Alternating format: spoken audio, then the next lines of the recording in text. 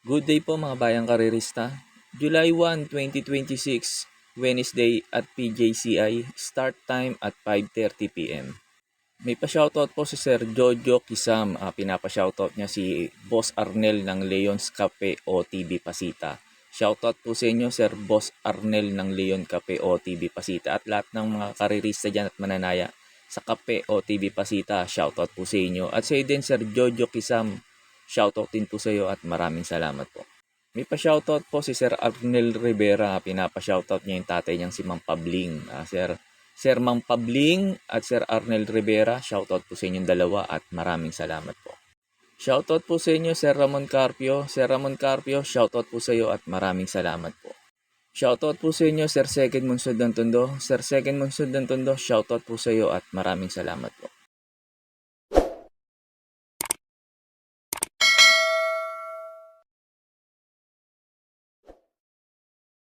Start na po tayo. Race number 1, start po ng winner take all. Races 1 to 7. Distance 1,200 meters.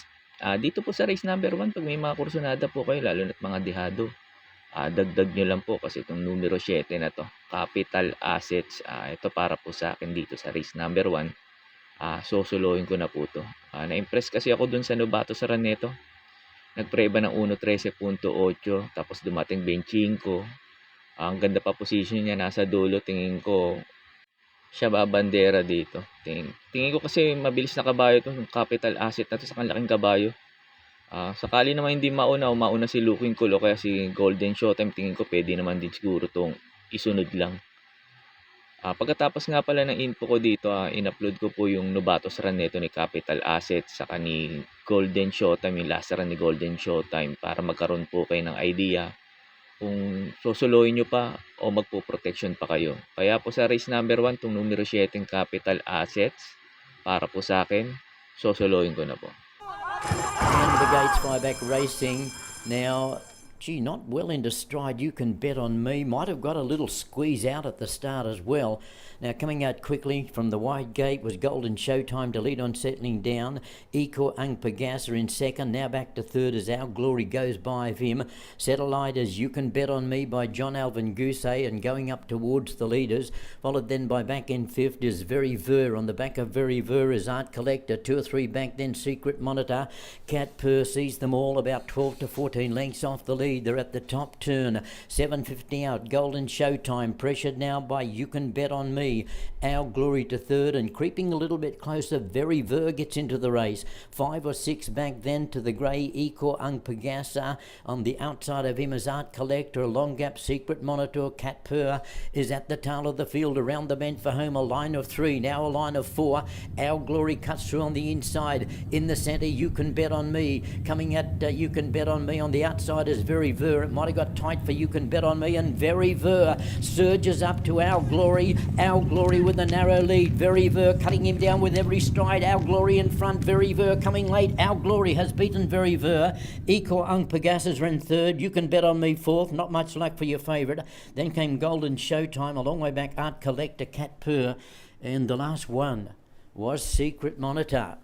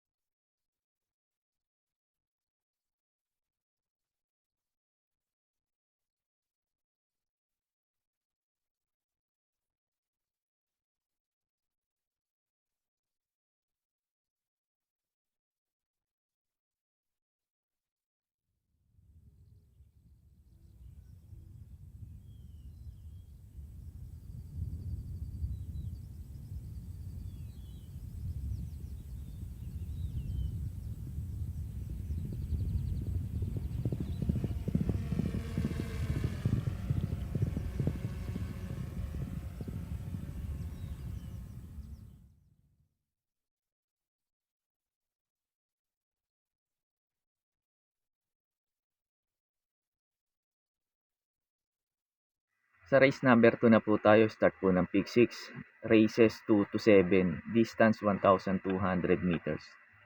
Pampremera ko dito numero 1, Giselle Knight. To si Giselle Knight, pagkakaalam ko, lakas ng kinalaban nito dun sa Metro Turf kala Bituin. Siya pilit tumahabol kay Bituin na naunahan niya pa nga yun. Kaya tingin ko pag ito nauna at napabayaan sa unahan, tingin ko malaki chance makatapos ng karera at JB Pilitro pa magaling sa unahan to. Tapos second choice ko numero 7, The Unforgiven. Unforgiven, nagpreba 1:15.8 yung last run nito. Tingin ko ito pwede makalaban ni Giselle Knight, numero 7, and The Unforgiven. Tapos third choice ko numero 5, Secret Monitor. Tingin ko numero 5 to, hindi 4-8 to, Secret Monitor. Siguro kamali lang ng pag-type dito.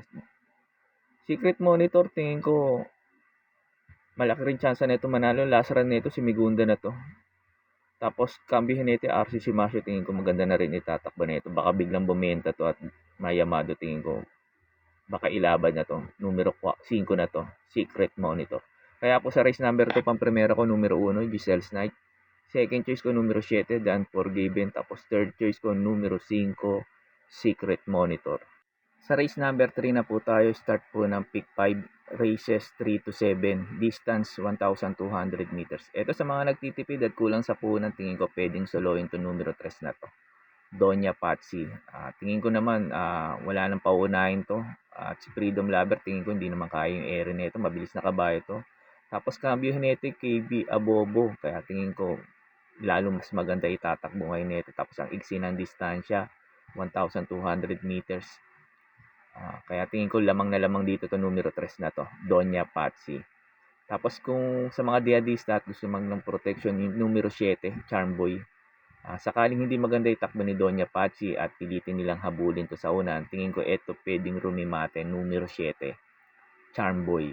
Kaya po sa race number 3, pampremera ko numero 3 o pwedeng solohin, Doña Patsy. Tapos second choice ko numero 7, Charmboy. Sa race number 4 na po tayo, start po ng pick 4, races 4 to 7, distance 1,200 meters. Ito ulit sa mga nagtitipid at kulang sa punan, ang baba sa laban, numero 2, Iris. Bigyan lang ng importansya na may-ari ito, tingin ko lamang na lamang dito to kasi ang baba talaga sa laban.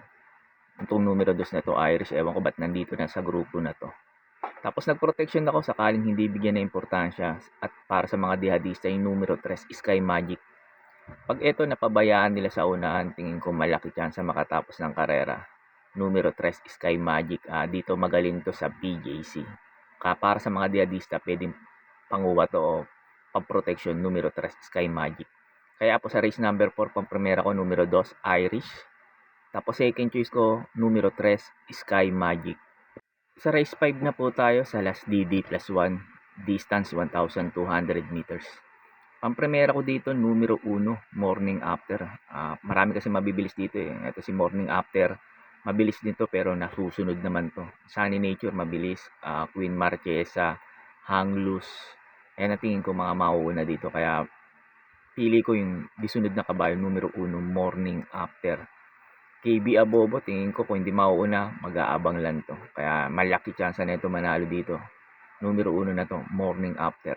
Tapos second choice ko yung tingin kong mauuna rito, imported na kabayo, Queen Marchesa. Queen Marchesa kasi ilang beses na Yamado to, laging talo. Pero ngayon Cambio Jinete, si Baldelema laging laban to. Kaya tingin ko pag napabayaan sa unahan to at di nila hinabol, tingin ko malaki chance ang makatapos ng karera to, numero 3 na to, Queen Marchesa. Kaya po sa race number 5, pampremera ko numero 1, Morning After. Tapos second choice ko numero 3, Queen Marchesa. Sa race number 6 na po tayo, sa last double, distance 1,200 meters. Ito ulit sa mga nagtitipid at kulang sa punan, tingin ko pwedeng soloin ulit to. Numero 6 na to, Glenda's Magic. Last run neto galing sa panalo. Tingin ko pwede pang makaulit ng panalo kasi kaya niya naman yung mga sa area yung mga kalaban niya. Si Don Damiano, tingin hindi siya mauna rito. Napakabilis na itong kabayo na to. Tapos AP Asuncion pa, tapos last to enter, tingin ko wala nang pauunahin to. Tapos second choice ko, sakaling piliting habulin si Glenda's Magic, yung numero 4, Archie Holly. Ito tingin ko pwedeng umupset sa kanya.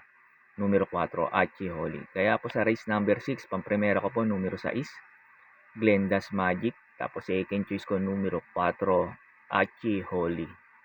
Sa last race na po tayo, sa race number 7. Bago nga pala ako magbigay ng info ko dito, makikiusap ulit po sana ako sa inyo na sana pong mag-subscribe po kayo sa YouTube channel ko at pakitap na rin po yung notification bell para updated kayo tuwing mag-upload ako ng mga infos at videos ko po dito. Arnel Racing Tips, maraming salamat po. Sa last race na po tayo, sa race number 7, sa last forecast, distance 1,200 meters. Dito sa paratingan na 'to medyo magulo 'to, kaya 'pag may mga puhunan kayo, puwede kayong magkaladkad dito at magdagdag lalo na't mga dehado.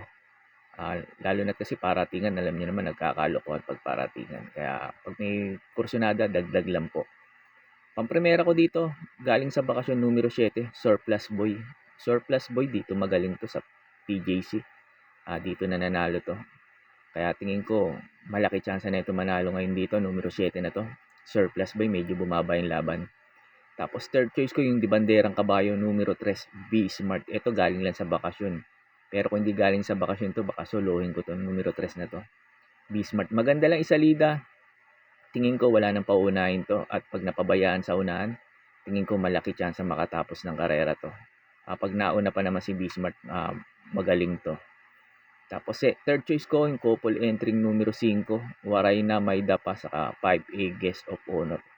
Waray na Mayda pa tingin ko mag-uumento na rin to kasi nga last run nito galing sa bakasyon pero ngayon nakatakbo na siya ng feature niya ulit. Tingin ko malaki na ulit chance nito manalo. Numero 5, Waray na Mayda pa. Tapos 5A Guest of Honor. Kaya po sa last race, sa race number 7, pampremera ko numero 7, Surplus Boy. Tapos second choice ko numero 3, B Smart. Tapos third choice ko couple entering numero 5, Waray na Mayda pa. Tapos 5A Guest of Honor. Yun lang po and good luck and happy racing po mga bayang karerista.